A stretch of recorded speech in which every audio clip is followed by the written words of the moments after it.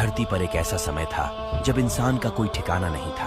न गांव था न घर, बस खुला आसमान में रहते। जहां खाना मिला वहीं रुक गया, जहां खतरा दिखा वहीं से भाग गया। इंसान ने पहली बार सोचा, क्या हम हर दिन भागने के बजाय कहीं रुक सकते हैं?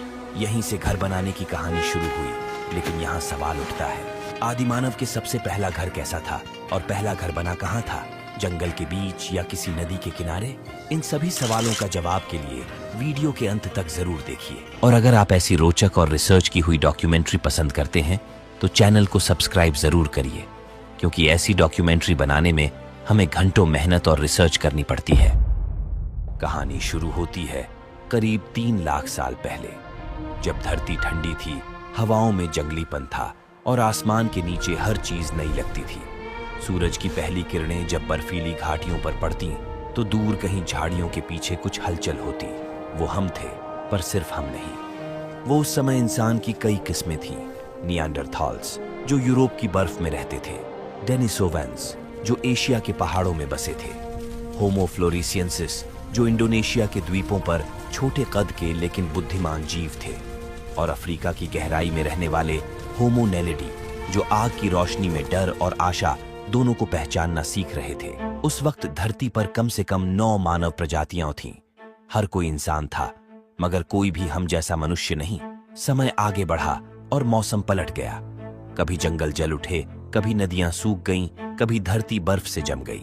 हर प्रजाति ने जीने की कोशिश की, कभी भूख से लड़ी, कभी शिकारी जानवरों से। लेकिन धीरे धीरे सब गायब होती चली गई। किसी की हड्डियां बर्फ में मिली, किसी की कहानी मिट्टी में दफन रह गई।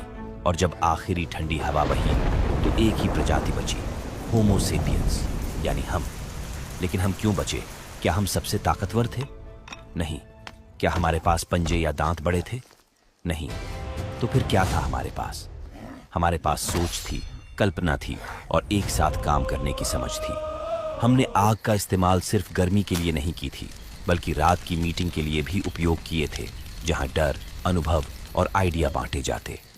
और जब बात आई जीने की, तो हमने सिर्फ शिकार नहीं किया, हमने योजना बनाना सीखा। हमने देखा कि कौन सा पत्थर तेज टूटता है, कौन सा हाथ में ठीक से फिट बैठता है। धीरे धीरे हमने एक्चुअली इन हैंड एक्स बनाए, लंबे धारदार औजार जो जानवर की खाल को चीर सकते थे, मांस काट सकते थे, यहां तक कि लकड़ी भी। दक्षिण अफ्रीका की ब्लोम्बोस गुफा में आर्कियोलॉजिस्ट्स को करीब 75,000 साल पुरानी नक्काशियां मिली। इन खोजों से एक बात साफ होती है, जब बाकी मानव प्रजातियां अपने अपने इलाकों में सीमित रह गईं, होमो सेपियंस ने सोचना, समझना और सीखना